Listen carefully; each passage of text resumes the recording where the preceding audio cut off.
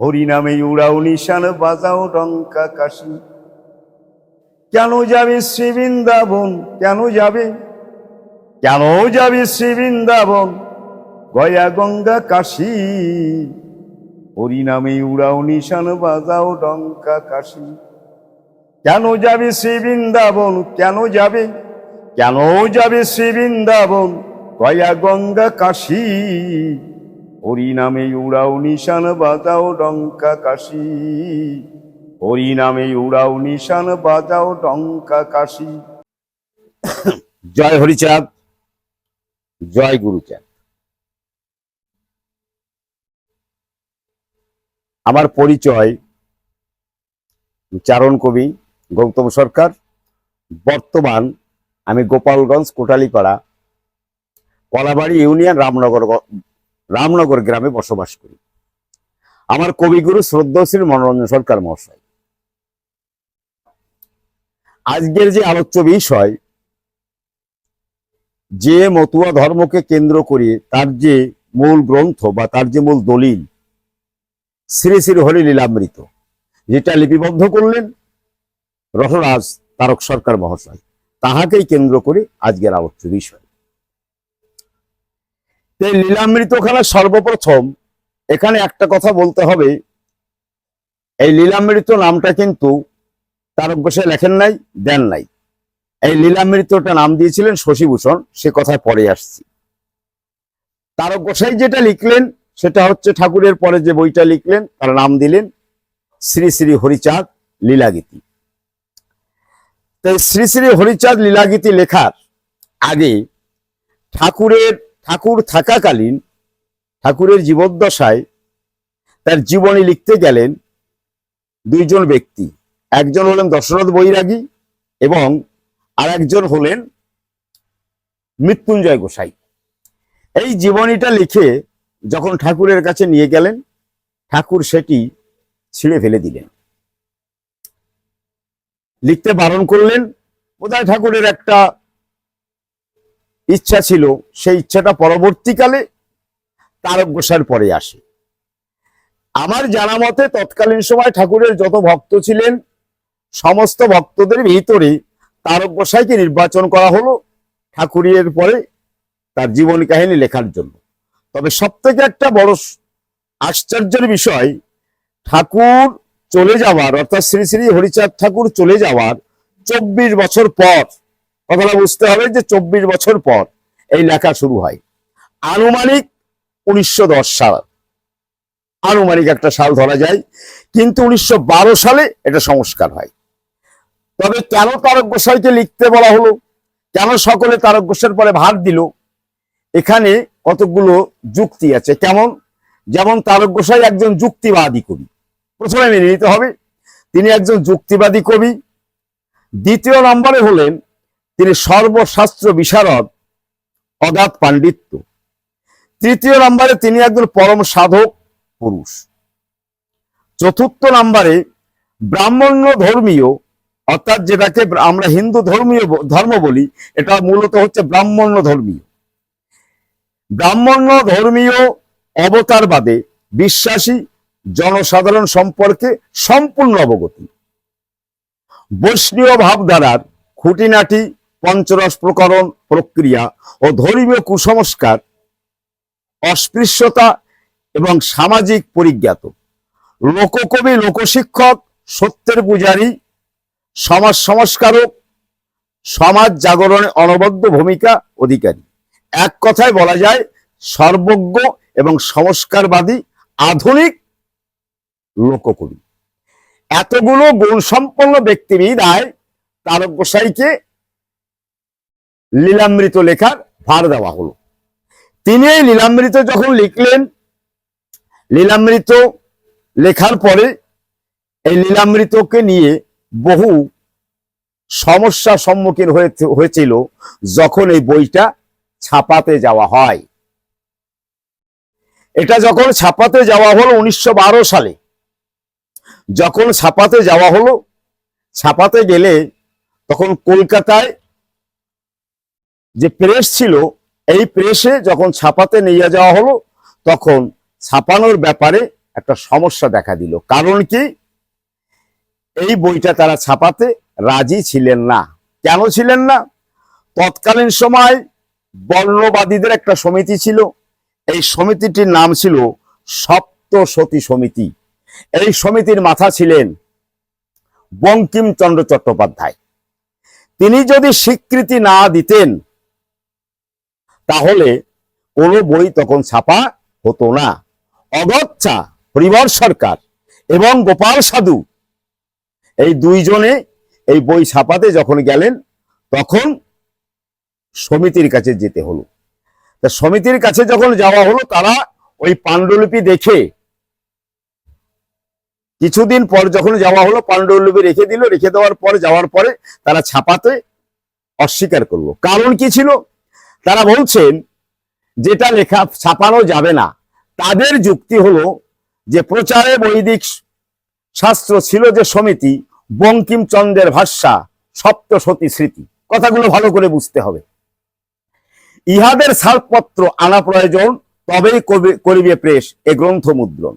অগত্যা সমিতির কাছে যায় হরিবর, আদ্যপন্ত পরে পুঁথি এর কর্ণধার।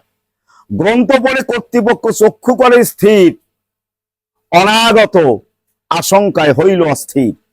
অবৈদিক ধর্ম বুঝি করে আগমন, পুনঃবৈদ্য ধর্মভঙ্গে হইবে পত্তন। তার পদধ্বনি শোনে গ্রন্থের ভিতরে নিষেধাজ্ঞা জারি করে গ্রন্থ ছাপিবারে। চিহ্নিত করিল গ্রন্থ বহু জায়গার, বলে আগে এই সকল কর সংস্কার।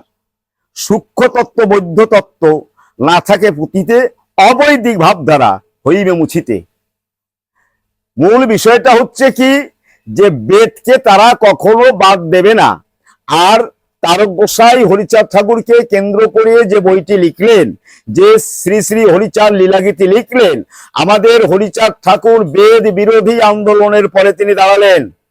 এখন সমস্ত কিছু লেখা বেদ বিরোধী আন্দোলন। এই বেদে কি আছে এটা পরবর্তীকালে আসছে। সূক্ষ্ম তত্ত্ব বৈধ তত্ত্ব না থাকে পুঁথিতে, অবৈদিক ভাবধারা হইবে মুছিতে। তোমাদের হরিচাঁদ ধরে অবতার, রামকৃষ্ণ গৌরাঙ্গ কর সংস্কার। রামের সাথে মিল দিতে হবে, গৌরের সাথে মিল দিতে হবে, কৃষ্ণের সাথে মিল দিতে হবে। কিন্তু তারক গোসাই এই মিল দিতে কখনো রাজি ছিলেন না, বা তিনি লেখেন নাই। পূজা পাবে ভোগ পাবে তবে হরিচাঁদে, এইভাবে বেঁধে দিল বৈদিক ফাঁদে। যখন বেঁধে দেওয়া হলো তখন পুনরায় চলে আসলেন। ছাপানো হলো না। যখন ছাপাতে পারলেন না, পুনরায় চলে আসলেন। পুনরায় চলে আসার পরে সমস্ত ঘটনা গুরুচাঁদ ঠাকুরকে বলা হলো। গুরুচাঁদ ঠাকুর বললেন যে আমার বাবার বই ছাপানো লাগবে না। তারক গোসাই তখন বয়স, বার্ধক্য এসে গেছে। তারক গোসাই বললেন, দুই চোখের জল ছেড়ে দিয়ে, যে আমার সারা জীবনের সংগ্রহ আমি এটা চোখে দেখে যেতে পারবো না। তারক গোসাইর চোখের জলের ধাক্কা এবং ভক্তের আকুতিতে গুরুচাঁদ ঠাকুর সম্মতি জ্ঞাপন করলেন।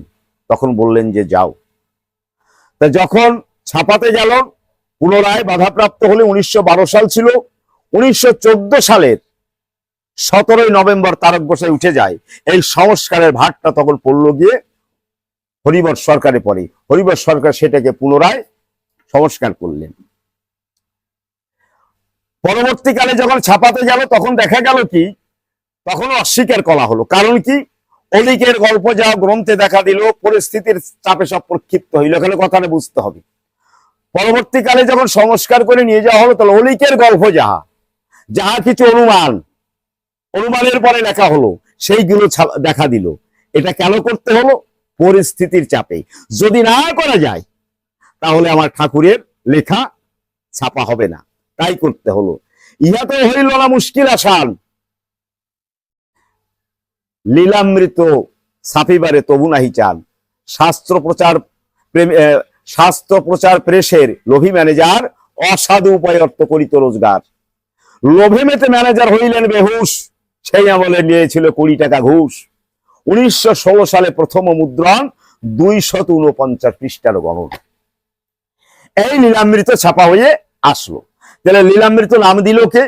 লীলামৃত কিন্তু নাম দিয়েছিলেন মহাত্মা শশীভূষণ, আর তারক গোসাই নাম দিয়েছিলেন শ্রী শ্রী হরিচাঁদ লীলাগীতি। যেভাবেই হোক আমাদের ঠাকুরের বইটা জগতের বুকে প্রকাশ পেল। এখন মূল কথায় আসবো যে হরিচাঁদ ঠাকুর বললেন যে ইহা শুনি ডেকে বলে প্রভু হরিচাঁদ ভিন্ন সম্প্রদায় মোরা মতুয়া খান। এই যে মতুয়া ধর্মটা কি, মতুয়ার মুক্তি কি? যদি প্রশ্ন করে যে মতুয়া ধর্মটা কি, মতুয়া ধর্ম একটা স্বতন্ত্র ধর্ম, বিশ্ব মানবিক ধর্ম, যে ধর্মের ভিতরে, যে মতের ভিতরে কোনো জাতি বিভেদ, গোড়ামি, ছুতমার্গ, অস্পৃশ্যতা এগুলো কোনো কিছুই থাকবে না। সকলেই আমরা মানব। এই মানব ধর্ম প্রচারের মানসে হরিচাঁদ ঠাকুর জগতের বুকে এই মতুয়া ধর্ম প্রচার করলেন। এখন আমরা যদি দেখি বিভিন্ন জায়গায় বিভিন্ন অবস্থায় প্রতিটি গ্রন্থে, প্রতিটি শাস্ত্রে, প্রতিটি ধর্মে মুক্তির কথা বললেন, কিন্তু আমার হরিচাঁদ ঠাকুর মুক্তির কথা বললেন না। তারক গোসাই লিখলেন জীব উদ্ধারের কারণে আসলেন। কিসের কারণে আসলেন? উদ্ধার। তাহলে উদ্ধার আর মুক্তি কিন্তু এক না। তা আগে আমরাই আসি, দেখি লীলামৃতে মুক্তিটি কি। যদি এইখানে আলোকপাত করি তাহলে দেখা যাবে যে মতুয়ার মুক্তি কি। ধর্মের নামে মানুষে মানুষে ভেদাভেদ, কথাটা বুঝতে হবে যে ধর্মের নামে মানুষে মানুষে ভেদাভেদ মুক্ত করে, ঘৃণ্য জাতপাতের কঠিন বন্ধন ছেদন করে, অমানবিক বর্ণবাদে বাধা চির দাসত্বের শৃঙ্খল ছিন্ন করে মৈত্রী ন্যায় স্বাধীনতার স্বাদ আস্বাদনে মতুয়ার মুক্তির পথ। অতএব এখানে এইটা কাছে দেখা যায় যে সমস্ত মানব জাতি এক পতাকা তলে এসে থাকবে, এখানে কোনো বাধা ব্যবধান কিছুই থাকবে না। দ্বিতীয়ত বলছেন যে প্রশস্ত গারস্থ ধর্ম রক্ষা করে প্রবল ভক্তি প্রেমী সত্যপথে চরিত্র পবিত্র রেখে শ্রী হরির নাম গুণগান সংকীর্তনের নামেই এই জগতের মাধুর্য মণ্ডিত আনন্দ রসধারা আস্বাদনে মতুয়ার পরম মুক্তির পথ। তাহলে দুটো মুক্তি দিলাম। কি? একটা নামের মধ্যে প্রশস্ত গারস্থ ধর্মে থাকবে, থেকে কি করবেন? মুক্তি হবে। আর একটা কি? দাসত্ব শৃঙ্খল থেকে বেরিয়ে আসতে হবে। এই দুটো মুক্তি। এইভাবে করিবেন জীবের উদ্ধার। তাই তারক গোসাই কি লিখলেন? যে এইভাবে করিবেন জীবের উদ্ধার। এইবার মুক্তি আর উদ্ধারের অর্থ কি এখানে বুঝতে হবে। যদি বলা হয় যে মুক্তি আর উদ্ধারের অর্থ কি, একটা মানুষ যদি কুয়ায় পড়িয়ে যায়, পাত কুয়ায় পড়িয়ে গেছে, এখন তাকে কি করবো? উদ্ধার করবো না মুক্তি করবো? মুক্তি দিলে তো কুয়ার মধ্যে ডাবাই দিতে হবে নাকি? আর যদি উদ্ধার করতে হয় তাহলে ওইখান থেকে আমাকে তুলে নিয়ে আসতে হবে। তাহলে আমরা কেমন করছি? হরিচাঁদ ঠাকুর আসলেন কি করার জন্য? হরিচাঁদ ঠাকুর আসলেন জীব উদ্ধারের জন্য। এইখানে ব্রেনের হিসাব রাখতে হবে। জীব উদ্ধার আর মুক্তি এক নয়। মুক্তিটা কিছুটা অনুমান। আমাদের তারক গোসাই লীলামৃতে লিখছেন যে ভক্তিকে যে মুক্তিকে যে তুচ্ছ করে ভক্তি করে সার, কথাটা বুঝতে হবে যে মুক্তিকে যে তুচ্ছ করে ভক্তি করে সার, পুণ্যকেও না দেয় স্থান, পাপ কোন সার। তাহলে পাপটা কি? একটা ভয়। এই ভয় ভীতি দেখিয়ে আমাদেরকে দাবিয়ে রাখা হতো। হরিচাঁদ ঠাকুর সেখানে কি করলেন? তিনি উদ্ধার করলেন। কি উদ্ধার করলেন? তাহলে প্রথমে বুঝতে হবে যে কঠিন ব্রাহ্মণ্য তন্ত্রের কঠিন বর্ণবাদ, যে বৈদিক ব্রাহ্মণ্য তন্ত্রের, আবার কথাটা বলি, যে বৈদিক ব্রাহ্মণ্য তন্ত্রের কঠিন বর্ণবাদ, ছুতমার্গ, জাতপাত, কুসংস্কার, বর্ণ ধর্মের অনৈতিক বন্ধনের বেড়াজাল ছিন্ন করে সনাতন ধর্মের সাম্যবাদী বিশ্ব মানবতাবাদী প্রেমের আলোকে আলোকিত করা, বর্ণ ধর্মের পঙ্কিল পুকুর থেকে উদ্ধার করাই হরিচাঁদ ঠাকুরের উদ্ধার। তৎকালীন সময় সামাজিক প্রেক্ষাপটে উচ্চ বর্ণ ব্রাহ্মণ্যবাদীরা যেভাবে আমাদেরকে চেপে রেখেছিল, হরিচাঁদ ঠাকুর সেইখানেই আন্দোলন করলেন। একটা ছোট্ট কথা বলি, যেটা হলো আমরা দেখি যে মতুয়ারা গামছা পরে, এটা ছোট্ট কথা, গামছা পরে, একটা গামছা পরে আর একটা গামছা গায়ে দেয়, গামছাই তাদের শ্রেষ্ঠ। আমরা দেখি এর কারণ কি? এর কারণ হলো তৎকালীন সময় যারা ওরাকান্দি যেতেন, এই কথাগুলো বলতে গেলে বুকটা ভেঙে যায়। কাদের ভাঙে? যারা সচেতন ব্যক্তি। ভাঙে না কাদের? যারা এটা বোঝে না তাদের। যারা ওরাকান্দি যেতেন, সমাজ থেকে বলতো যে যারা ওরাকান্দি যাবে তাদেরকে এক ঘরে করে রাখা হতো, একদম গেও বাংলায় সমাজচ্যুত করা হতো। তা ঠাকুরকে বললেন যে ঠাকুর, আমাদের তো বোলতুলের হাটে যেতে হয়, চারে উঠতে হয়, নৌকায় যেতে হয়, জলমগ্ন এলাকা, তা আমরা যারা ওরাকান দিয়ে আসি, আমাদেরকে সমাজ বন্ধ করে দিয়েছে, চারে উঠতে দেয় না, নৌকায় নেয় না। হরিচাঁদ ঠাকুর বললেন যে তোরা প্রত্যেকে দুটো করে গামছা রাখবি। কেন? তা বলে একটা গামছা পরে ওপারে চলে যাবি, হাট করে পুনরায় আবার ওই গামছা পরে ফিরে আসবি।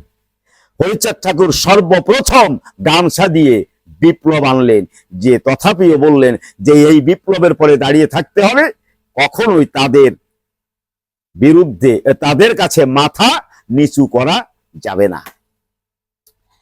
এইবারে আসি আমরা, তাহলে আমরা মতুয়ার মুক্তি পেলাম, মতুয়ার গার্হস্থ্য ধর্মটা কেমন সেটা আমরা কিছুটা বুঝলাম, এবং হরিচাঁদ ঠাকুর যে উদ্ধার করতে আসলেন এটা আমরা আস্তে আস্তে বুঝলাম। এইবারে আসবো যে হরিচাঁদ ঠাকুর বললেন, একটা কথা বললেন যে কোথায় ব্রাহ্মণ কোথায় বৈষ্ণব, স্বার্থন্যাসী যত ভণ্ড সব। তা আমাকে তারক গোসাই একটা জায়গায় লিখলেন যে বৈষ্ণবের খুঁটিনাটি করিতে খণ্ডন। এখন যদি বলা যে বৈষ্ণবের আবার খুঁটিনাটি কি, যিনি বৈষ্ণব তার আবার খুঁটিনাটি কি, ছোট্ট একটা কথা বলি, তারপরে খুঁটিনাটি গুলো বলছি। হরিচাঁদ ঠাকুরের বয়স যখন 9 বছর, তখন ওনাদের বাড়িতে একটা বৈষ্ণব সভা হয়। ওনার বাবা ছিলেন যশবন্ত বৈরাগী। বৈষ্ণবদের ডাকলেন, বৈষ্ণবদের ডেকে উনি একটা বৈষ্ণব সেবা দিলেন। হরিচাঁদ ঠাকুর তখন 9 বছরের বালক। তা যিনি গুরুদেব ছিলেন ওনার নাম ছিল ঋষ্য অধিকারী, উনি হচ্ছেন যশবন্ত বৈরাগীর গুরুদেব। এখন দেখা গেল কি, কিছু পরে ওনারা সভা করে যার যার ঘরে রান্না করতে চলে গেল, কেউ কারো রান্না খায় না। হরিচাঁদ ঠাকুরের এইটা খুব খারাপ লাগলো। উনি বললেন যে আপনারা আছেন ভালো, কিন্তু রাত্রেবেলা আমার মা রান্না করে দেবে, আপনারা খাবেন। এই কথা কিন্তু বৈষ্ণবরা মানলেন না। বৈষ্ণবরা না পারলে ওনারা সেবা করে চলে গেলেন, কিন্তু হরিচাঁদ ঠাকুর 2 দিন ভাত খায় না। যশবন্ত বৈরাগী একটা সমস্যায় পড়লেন, কি ব্যাপার, হরিচাঁদ ভাত খায় না কেন? তাই গিয়ে বলছেন যে হরি তুই খাস না কেন? কোনো কথা বলে না। তা বলছে খাস না কেন, বল কি হলে খাবি? তা বলছে যে বাবা আমি খেতে পারি, কিন্তু যে ব্যথা আমার বুকে, যদি তুমি সেই ব্যথাকে নিরসন করতে পারো। কেন? তা বলছে বাবা তুমি প্রতিজ্ঞা করো যে আজকে থেকে যে ধর্মে মানুষে মানুষে বিভেদ করে, যে ধর্মে অস্পৃশ্যতা করে, যে ধর্মে ছুতমার্গ আছে, এই ধর্মীয় লোক তুমি আর বাড়ি আনতে পারবে না, এই ধর্ম তুমি আর যাজন করবে না। যশবন্ত বৈরাগী ছেলের কথায় ধরা পড়ে গেলেন। তিনি বললেন যে বাবা আমি তোমার কথা মেনে নিলাম। তাহলে 9 বছরের ছেলে তখন থেকে আন্দোলন করলেন, কিসের পরে? এই বৈষ্ণবের খুঁটিনাটির পরে। তাহলে বৈষ্ণবের খুঁটিনাটি কি? গারস্থ ধর্মকে পরিত্যাগ করার ছোঁয়াছুঁয়ি জাতাজাতি। ওনারা কি বলছেন? গারস্থ ধর্ম ভালো না, এটাকে বাদ দিতে হবে। কি হতে হবে? ত্যাগ হতে হবে। যদি প্রশ্ন করে যে ত্যাগ কাকে বলা হয়, ক্ষুদ্র পরিসর থেকে বৃহতে প্রবেশ করাকে ত্যাগ বলা হয়। যদি সেই দৃষ্টির আলোকে দেখি, তাহলে আমার হরিচাঁদ ঠাকুরের মতো এত বড় ত্যাগী পুরুষ পৃথিবীতে আর দ্বিতীয়টি আছে বলে আমার মনে হয় না। কারণ তিনি কি করলেন? বিশ্ব মানব ধর্ম, বিশ্ব মানুষের জন্য নিজেকে বিলিয়ে দিলেন। তাহলে এত বড় ত্যাগী আর কি আছে? ত্যাগের বিশেষণটা কি পাওয়া যায়? যে ক্ষুদ্র পরিসর থেকে বৃহতে প্রবেশ করাকেই ত্যাগ বলা হয়। তাহলে যেখানে গারস্থ ধর্মকে পরিত্যাগ করা, ছোঁয়াছুঁয়ি জাতাজাতি, জলচল জলচল, ভিন্ন ভিন্ন রান্না, ভিন্ন ভিন্ন ভজন প্রণালী, নাম কীর্তনে ভিন্ন ভেদ, বীজ মন্ত্র দানে বিভেদ, বিকৃত বাণের ভজন, ভ্রষ্টাচার, ভজনের নামে ব্যভিচার, এইগুলো বৈষ্ণবের খুঁটিনাটি। এখন ভজনের নামে ব্যভিচার কি?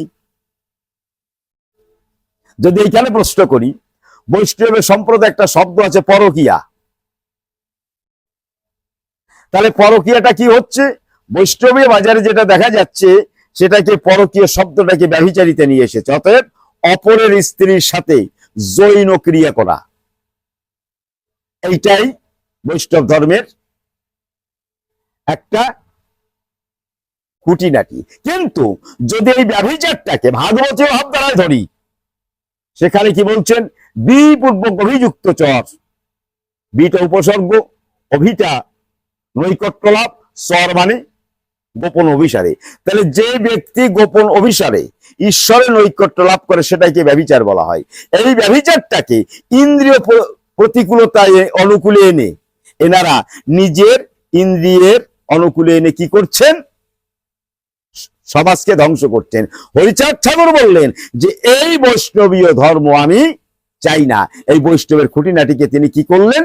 তিনি ত্যাগ করলেন। তিনি এখানে বললেন যে সত্যবাদী জিতেন্দ্রীয় হরিবেগ যেই, না থাকুক সাধন ভজন হরিতুল্য সেই। তাহলে হরিচাঁদ ঠাকুর কি বলছেন তারক গোসাই লিখনীতে? যে সত্যবাদী এবং জিতেন্দ্রীয় হরিবেগ যেই। তাহলে আমাকে কি হতে হবে? সত্যবাদী হতে হবে, ইন্দ্রিয়কে জয় করতে হবে। তাহলে যে ব্যক্তি সত্যবাদী হয়েছেন, সত্য কথা বলেন, সত্যের পরে দাঁড়িয়ে আছেন এবং জিতেন্দ্রিয় হয়েছেন, ইন্দ্রিয়কে জয় করতে পেরেছেন, তার সাধন ভজন করা লাগবে না, তিনিই একজন হরিতুল্য। অর্থাৎ তাহাকে দেখা মাত্রই সমস্ত তীর্থ দর্শন হয় হরিচাঁদ ঠাকুরের দর্শনে। হরিচাঁদ ঠাকুর আরো কি করলেন?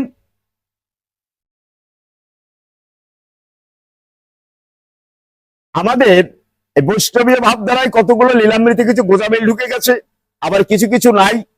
মাফ করবেন আমার এই কথাটা বলাতে।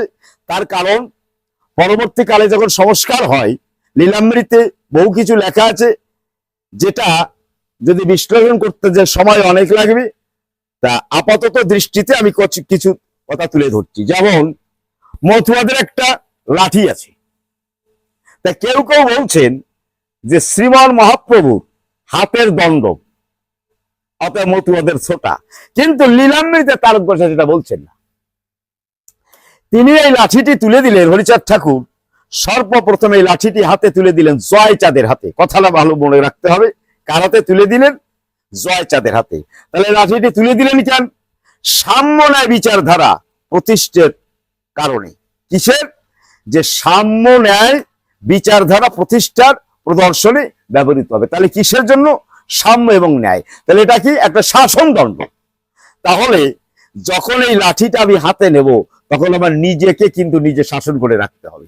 তাহলে হরিচাঁদ ঠাকুর দুটো শাসন দেখালেন, একটা হচ্ছে বাইরের শাসন, একটা হচ্ছে ভিতরের শাসন। তাহলে লাঠিটা দিলেন কার হাতে? জয়চাঁদের হাতে। কে তুলে দিলেন? হরিচাঁদ ঠাকুর তুলে দিলেন। বললেন, জয়চাঁদ হাত লাঠিটা তুলে দিলাম, তা মাথাটা একটু ফেড়ে ফেলিস, ফেরে ওইটা সুতো দিয়ে একটু বাঁধিস। যদি কোনো জুলুমে যাস, তা ওই মালিকের পক্ষে গিয়ে যারা বিরুদ্ধে থাকবে লাঠিটা একটু ঘুরাই দেখাস, তাইতে তোর সবলতা আসবে। এই যে হিসাবগুলো। এইবারে আসি যে হরিচাঁদ ঠাকুর জগতের বুকে কি কি করলেন। তো দেখো হরিচাঁদ ঠাকুর কি দিলেন? আমাদের শূন্য পুরাণে একজন ব্যক্তি ছিলেন, ব্যক্তিটির নাম কি? রামাই পণ্ডিত। তা শূন্য পুরাণ বলছেন যে গাহিল পণ্ডিত রাম নম সপ্তসার। এই শূন্য পুরাণে আমরা নমদের কথাটা পাই। এই রামাই পণ্ডিতের কথাটা ধরলেন কে? হরিচাঁদ ঠাকুর। কি ধরলেন? যে শূন্য পুরাণে বলছেন রামাই পণ্ডিত নমদের 7টি নীতিমালা কীর্তন করেছেন। এই জন্য হিসাব রাখতে হবে, আমরা যে নম জাতি, আমরা শূদ্র নই, আমরা নম। আমরা আগে ছিলাম, কিন্তু ব্রাহ্মণ্যবাদের ধাক্কায় পড়ে আজ আমরা শূদ্রতে পরিণত হয়ে গেছি। তা শূন্য পুরাণে রামাই পণ্ডিত নমদের 7টি নীতিমালা কীর্তন করেছেন। সেই 7টি নীতি হরিচাঁদ ঠাকুরের জীবন চরিত পদ্ধতি প্রণয়ন। নমজাতির পূর্বের ঐতিহ্য নূতন ভাবে প্রতিষ্ঠা করেছেন হরিচাঁদ ঠাকুরের সনাতন ধর্ম। এই সপ্ত নীতি দ্বারা নির্ণয় করা যেতে পারে। এখানে একটা কথা বলে রাখা দরকার, আলোচ্য বিষয়, লীলামৃতে কোন জায়গায় হিন্দু ধর্ম কিন্তু বলে কোনো শব্দ নাই, সনাতন ধর্ম। তারক গোসাই লিখলেন যে জানাইতে গুণাগম্য সূক্ষ্ম সনাতন ধর্ম জানাইল জগৎ হরি। তাহলে এখানে লিখলেন সূক্ষ্ম সনাতন ধর্ম, এখানে কিন্তু হিন্দু ধর্মটা লেখা হয় নাই। কেন লেখা হয় নাই আমি সামান্য একটু আলোচনা করে যাই। যে তারক গোসাই যখন এই লীলামৃত লিপিবদ্ধ করেছেন তখন হিন্দু ধর্ম বাংলাদেশে পূর্ববঙ্গে আসে নাই। কারণ হিন্দু ধর্মটা এসেছে 1935 সালে। আর হিসাব রাখতে হবে যে 1916 সালে লীলামৃত ছাপানো হয়, 1912 সালে সংস্কারে যায়, তাহলে বহু পরে হিন্দু ধর্ম এসেছে। তাহলে আগে কি ছিল? সনাতন। এই জন্য লীলামৃতে কোনো জায়গায় হিন্দু ধর্মটা নাই। তাহলে রামাই পণ্ডিত যে নমসপ্ত সার করলেন, এই রামাই পণ্ডিতের নমসপ্ত সার অনুযায়ী 7টা নীতি হরিচাঁদ ঠাকুর প্রণয়ন করলেন। 7টা নীতি কি? ধর্মীয় অধিকার, কথাটা বুঝতে হবে, ধর্মীয় বিপ্লব 1। 2 নম্বর কর্মশিক্ষা, হাতে কাম, কর্মই ধর্ম। হরিচাঁদ ঠাকুর বলছেন কি? কর্মই ধর্ম। 3 নাম সংকীর্তন, মুখে নাম প্রবল প্রেম ও ভক্তি। তাহলে নাম করলে ভক্তি আসবে, তাহলে মুখে নাম করতে হবে, অন্তরে প্রেম এবং ভক্তি রাখতে হবে। 4 প্রশস্ত গারস্থ ধর্ম, কারণ মানুষের গারস্থ ধর্ম থেকেই আনন্দ লাভ করতে পারে, এই গারস্থ ধর্ম থেকে উন্নত হয়। এই গারস্থ ধর্মেই যত অবতার এসেছে, এই গারস্থ ধর্মেই যত ভগবান এসেছে, এই গারস্থ ধর্ম ছাড়া পৃথিবীতে কেউ কোথাও থেকে আসতে পারে নাই। আগে গারস্থ ধর্ম, এই গারস্থ ধর্মটাকে যিনি সঠিক রাখতে পারেন তিনি সঠিক ব্যক্তি। তাই দ্বাদশ আজ্ঞার ভিতরে হরিচাঁদ ঠাকুর বললেন যে গৃহে থেকে যার হয় ভাবুদয়, সেই সে পরম সাধু জানিও নিশ্চয়। যদি গৃহে থেকে কারো ভাবুদয় হয় সেই পরম সাধু, এইটাই আগে আমাকে বুঝতে হবে। এই জন্য গার্হস্থ্য প্রশস্ত ধর্মটাকে হরিচাঁদ ঠাকুর বিশেষভাবে জোর দিলেন। এই জন্য কাউকেই তারক গোসাই অবমাননা করেন নাই।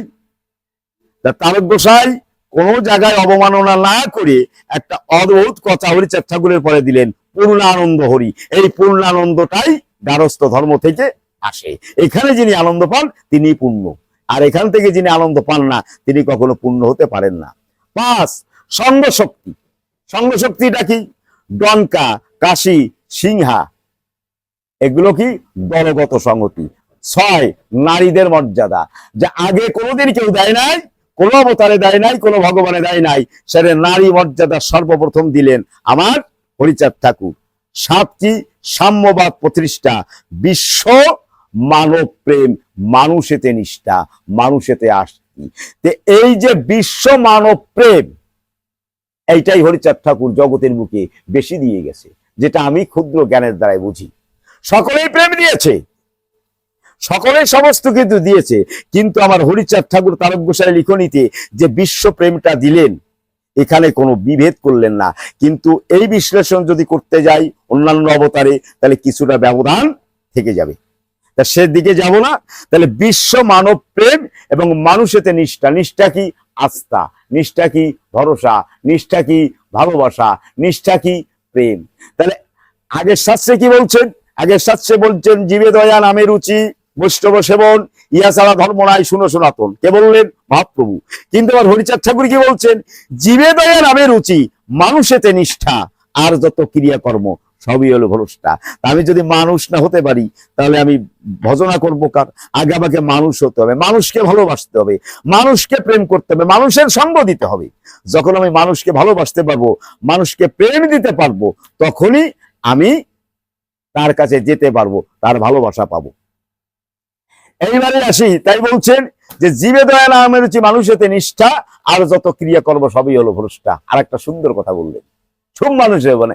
এইবার তিনি বললেন যে শুদ্ধ মানুষেতে আর তিনি নৈষ্ঠিক ভজন। এইবারে বলছেন যে শুদ্ধ মানুষ। শুদ্ধ মানুষকে? যিনি জিতেন্দ্রীয় পুরুষ, তিনি হচ্ছেন শুদ্ধ মানুষ। যিনি জিতেন্দ্রীয় পুরুষ জগতে, তিনি হচ্ছেন শুদ্ধ মানুষ। এইখানে বলছেন হরিচাঁদ ঠাকুরের দ্বাদশ আজ্ঞার ভিতরে একটা কথা আছে যে চরিত্র পবিত্র ব্যক্তির প্রতি কখনো জাতি বিভেদ করিবে না। কি বললেন? যে চরিত্র পবিত্র ব্যক্তি, তাহলে যে ব্যক্তি চরিত্রবান সেই ব্যক্তিটি হচ্ছে শুদ্ধ। এখানে হরিচাঁদ ঠাকুর কি বলছেন? যে শুদ্ধ মানুষেতে আরতি, নৈষ্ঠিক ভজন, বিশুদ্ধ মানব প্রেম করে বিতরণ। তাহলে কি প্রেম বিতরণ করলেন হরিচাঁদ ঠাকুর আমার তারক গোসাই লিখনীতে? বিশুদ্ধ মানব প্রেম। হরি বলা সাধুদের ভক্তি ও কামনা, তন্ত্রমন্ত্র নাহি মানে ব্রজ উপাসনা। বিশুদ্ধ চরিত্র প্রেমে হরি হরি বলে, অন্য তন্ত্র মন্ত্র এরা বাম পথে ঠেলে। তাহলে মতুয়া ভজনটা কি? একমাত্র হরি নাম। তাহলে একমাত্র হরিনাম। তাই হরিচাঁদ ঠাকুর নিজেই বললেন যে হরিনাম ধ্বনি দিয়া মাতা দেশ গ্রাম, কোন মন্ত্র লাগিবে না, শুধু হরিনাম। তাহলে এদের কোনো বীজ মন্ত্র নাই। তাই হরিচাঁদ ঠাকুর পরিষ্কার বললেন দীক্ষা নাই, করিবে না তীর্থ পর্যটন। তোমাদের দীক্ষা শিক্ষার প্রয়োজন নাই, তীর্থ পর্যটনের প্রয়োজন নাই। তোমরা কি করবে? একমাত্র সর্বক্ষণ হরিনাম করবে। এই নামেই তোমরা তাকে পাবে, এই নামের মাধ্যমেই তাকে পাওয়া যাবে। তাই তিনি আবারও বললেন যে হরিনাম ধ্বনি দিয়া মাতাদের গ্রাম, কোনো মন্ত্র লাগিবে না, শুধু হরিনাম। তাহলে একমাত্র হরিনামই জগতের সার।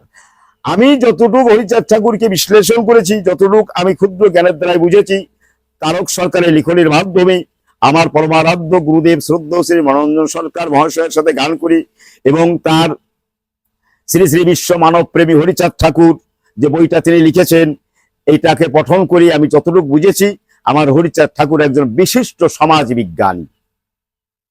এই যে তিনি একজন বিশিষ্ট সমাজ বিজ্ঞানী, এই কথাটা বলতে আবার কোনো জায়গায় কোনো সমস্যা নাই। কারণ উনি যা সমাজের জন্য করেছেন, এত বড় সমাজ সংস্কারক ব্যক্তি জগতে আগে এসেছিলেন কিনা এটা আমার জানা নাই, আর পরবর্তী আসবেন কিনা এটাও আমার জানা নাই। আমরা হিসাব করি যে আমাদের 5টা মুক্তি আছে। কিসে? বেদে। বেদের কাণ্ড কয়টা? 2টো। কি কি? একটা জ্ঞান কাণ্ড, একটা কর্মকাণ্ড। একটা জ্ঞান কাণ্ড এবং কর্মকাণ্ড। জ্ঞান কাণ্ডে 5টা মুক্তি দিলেন: শালক্য, শাস্তি, সামুপ্য, সারূপ্য, সাযুজ্য। এখন এক এক করে যদি বিশ্লেষণ করি যে শালক্য মুক্তিটা কি, তাহলে এক কথায় জবাব: ব্রহ্মের আলোকে আলোকিত হওয়া, ব্রহ্মলোকে স্থিতি। ভালো কথা, সুন্দর। শাস্তি কি? ব্রহ্ম সমগতি। ভালো কথা। এরপরে বলছেন কি? সামীপ্য কি? ব্রহ্মের নৈকট্য লাভ। সাধন দ্বারা কি করতে হবে? যে সান্নিধ্য লাভে সমভাবে অবস্থান করা। সারূপ্য কি? ব্রহ্মের স্বরূপে স্বরূপ প্রাপ্তি। সাযুজ্য কি? ব্রহ্মের সহিত একাত্ম। জীব ব্রহ্মের মহামিলন। এখন আমাদের এতগুলো মুক্তি জ্ঞান কাণ্ডে, তাহলে আমরা মুক্তি পেয়ে যাবো কোথায়? শিবলোক, ব্রহ্মলোক, বৈকুণ্ঠ লোক, ভূ ভব সব মহ জনতব সত্যলোক। এখানে আমাদের চারণ কবি আমার একটা প্রশ্ন, যে এতগুলো মুক্তি পেয়ে জীব গেছে বা যাবে, তা যারা গেছে তারা কি কেউ খবর পাঠাইছে যে আমি অমুক জায়গায় আছি? আমাদের অনাদিগান সরকার তারা একটা ছোট্ট কলমের মধ্যে, একটা গানের মধ্যে লিখলেন যে কেহ বলে মরি বাবু স্বর্গ কি নরক, কেমন সেই দেশ কেহ তা করে নাই পরক, কোনো খবর কয় না সেই দেশের লোক, এই দেশে তার অনুমান। তাহলে আমরা যাহা কিছু মুক্তি মুক্তি মুক্তি মুক্তি করি, এগুলো সবই অনুমান। কিন্তু আমার হরিচাঁদ ঠাকুর এই সকল মুক্তিকে পরিত্যক্ত ঘোষণা করেছেন। মৃত্যুর পরে কোথায় যাবে সেটা বড় বিষয় নয়, বিষয় জীবিত অবস্থায় মুক্ত মননে স্বাধীনতার স্বাদ আস্বাদনে চির প্রশান্তি লাভ করা, আসল মানবিক পূর্ণানন্দ লাভ করা। এইটাই মানব জীবনের চরম পাওয়া, চরম সার্থকতা। এইখানে আজকের যে আলোচ্য বিষয়বস্তু এইখানে সমাপ্ত করব। কিন্তু আমার যারই কারণে, যারই আশীর্বাদে, যারই প্রচেষ্টায় আমি আজকে দেশ বিদেশে কবিগান গাই, তারই মতুয়া ধর্ম দর্শনের পরে ছোট্ট একটা গান লিপিবদ্ধ করেছেন। খালি কণ্ঠেই গাইব, গানটা অন্যরকম সুর। আমি ভালো শিল্পী নয়, তবু শুধু আমার গুরুদেবের এই গানটা তুলে ধরলে যারা মতুয়া ধর্ম অবলম্বী তারা বুঝবেন যে হরিচাঁদ ঠাকুর জগতের বুকে কি দিতে এসেছিলেন। আমি সহজের পরে গানটা গাই। শ্রদ্ধেয় কবি শ্রী মনোরঞ্জন সরকার মহাশয়, আমারই পরমারাধ্য গুরুদেব, বহু মতুয়া সঙ্গীত তিনি লিখেছেন। মতুয়ার পরে তিনি বহু গান লিখেছেন, অন্যান্য বিষয়ের পরে গান আছে। কিন্তু মতুয়া দর্শনের পরে তিনি একটি গান জগতের বুকে তুলে ধরেছেন। খালি কণ্ঠে আমাদেরকে গান গাইতে হলে সমস্যা হয়, এই ভুল ত্রুটি মার্জনীয়। শুধু কথাগুলো তুলে ধরবো, এইটুকুই আপনারা আপনাদের মতো করে শুনবেন। হরিনামে উড়াও নিশান, বাজাও ডঙ্কা কাশি। সরকার মশাই কি বলছেন? হরিনামে উড়াও নিশান, বাজাও ডঙ্কা কাশি। কেন যাবে শ্রী বৃন্দাবন, কেন যাবে, কেন যাবে শ্রী বৃন্দাবন, গয়া গঙ্গা কাশী, হরি নামে উড়াও নিশান বাজাও ডঙ্কা কাশী। কেন যাবে শ্রী বৃন্দাবন, কেন যাবে, কেন যাবে শ্রী বৃন্দাবন, গয়া গঙ্গা কাশী, হরি নামে উড়াও নিশান বাজাও ডঙ্কা কাশী, হরি নামে উড়াও নিশান বাজাও ডঙ্কা কাশী। এই যে নিশানের ছোট্ট একটা কথা বলবো, তারপরে পরবর্তী কথাগুলো আসছি। নিশানটা দিলেন কে? নিশানটা দিলেন হরিচাঁদ ঠাকুর। কত বছর বয়সে? 18 বছর বয়সে। হরিচাঁদ ঠাকুরের বয়স যখন 18 বছর, তখন এই নিশানটা দিলেন। নিশানের তাৎপর্যটা কি সুন্দর। নিশানটা তেকোনা, লাল, লাল রং, সাদা বর্ডার। তাহলে লাল রংটা কি প্রমাণ করে? বিপ্লবের প্রতীক। সাদা বর্ডারটা কি? শান্তির প্রতীক। বিপ্লবটা করতে হবে, তবে শান্তির পরে। তিনটে কোণা কেন? হরিচাঁদ ঠাকুর বিশ্লেষণ করলেন। সত্য, প্রেম, পবিত্রতা। এই যে সত্য, প্রেম, পবিত্রতা, এই কথায় সমস্ত বিশ্ব মানব প্রেমে তিনি এক পতাকা তলে আনতে চাইলেন। তাই লোককবি মনোরঞ্জন সরকার তুলে ধরলেন, হরি নামে উড়াও নিশান বাজাও ডঙ্কা কাশী, আছে নামের মাঝে শ্রী বৃন্দাবন, নামের মাঝে আছে, নামের মাঝে শ্রী বৃন্দাবন, গয়া গঙ্গা কাশী, হরি নামে উড়াও নিশান বাজাও ডঙ্কা কাশী। ধর্মই অর্থ কাম মোক্ষ চতুর্বর্গের ফল, তুচ্ছ সকল হরি নামে, নামেই মহাবল, নামেই মহাবল। ধর্মই অর্থ কাম মোক্ষ চতুর্বর্গের ফল, তুচ্ছ সকল হরি নামে, নামই মহাবল। আনন্দে বল হরি বল, আনন্দে বল হরি বল, নয়ন জলে ভাসি, হরি নামে উড়াও নিশান বাজাও ডঙ্কা কাশী, হরি নামে উড়াও নিশান বাজাও ডঙ্কা কাশী। শরণ মন নিদিধ্যাসন যোগের অষ্টয়ঙ্গ, কৃচ্ছ সাধন রসের করণ সব অভিনয়ের অঙ্গ। শরণ মন নিদিধ্যাসন যোগের অষ্টয়ঙ্গ, কৃচ্ছ সাধন রসের করণ সব অভিনয়ের অঙ্গ। হরি নামে ওঠে প্রেম তরঙ্গ, হরি নামে ওঠে প্রেম তরঙ্গ, করো হাসি হাসি, হরি নামে উড়াও নিশান বাজাও ডঙ্কা কাশী, হরি নামে উড়াও নিশান বাজাও ডঙ্কা কাশী। নামে প্রেমে মাত্র যারা সদা সত্যচারী, আত্মসংযম জিতেন্দ্রীয়, সাজরে সংসারী, সাজরে সংসারী। নামে প্রেমে মাত্র যারা সদা সত্যচারী, আত্মসংযম জিতেন্দ্রীয়, সাজরে সংসারী, সাজরে সংসারী।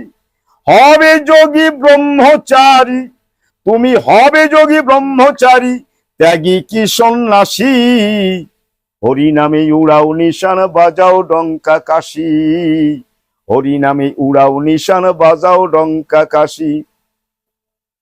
গাহ সবে হরি নামটি বাজায়ে নিশান, ডঙ্কা মেরে চলো সবে উড়াইয়ে নিশান।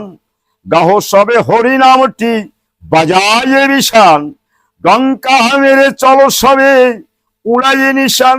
মনোরঞ্জন অতি পাষাণ, মনোরঞ্জন অতি পাষাণ, নাই অশ্রুরাশি, হরি নামে উড়াও নিশান বাজাও ডঙ্কা কাশী, হরি নামে উড়াও নিশান বাজাও ডঙ্কা কাশী। আজকের যে সাক্ষাৎকার আমারই ছোট ভাই ব্যারিস্টার অনেক আজকে নিয়ে গেলেন। আর আজকের এই সাক্ষাৎকারটি আমি আমারই পরমারাধ্য গুরুদেব শ্রদ্ধেয় শ্রী মনোরঞ্জন সরকার মহাশয়কে উৎসর্গ করলাম। আমার সাক্ষাৎকারের কোনো কথায়, কোনো ভাষায় যদি কোনো ভুল বা ত্রুটি থেকে থাকে, আপনারা আমাকে মার্জনা করে সুন্দর দৃষ্টিতে দেখবেন এবং আমাকে আশীর্বাদ করবেন, আমি যেন হরিচাঁদ ঠাকুরের গুণকীর্তন জগতের বুকে ছড়িয়ে দিতে পারি এবং ঠাকুরের প্রতি যেন আমার অকৃত্রিম ভালোবাসা থাকে, শ্রদ্ধা থাকে, এই আশাবাদ ব্যক্ত করে আজকের আলোচ্য বিষয়বস্তু আমি এইখানেই সমাপ্ত করলাম। জয় হরিচাঁদ, জয় গুরুচাঁদ, জয় শ্রী মনোরঞ্জন, জয় শ্রী মনোরঞ্জন, জয় শ্রী মনোরঞ্জন, জয় হরিবোল, জয় হরিবোল, জয় হরিবোল।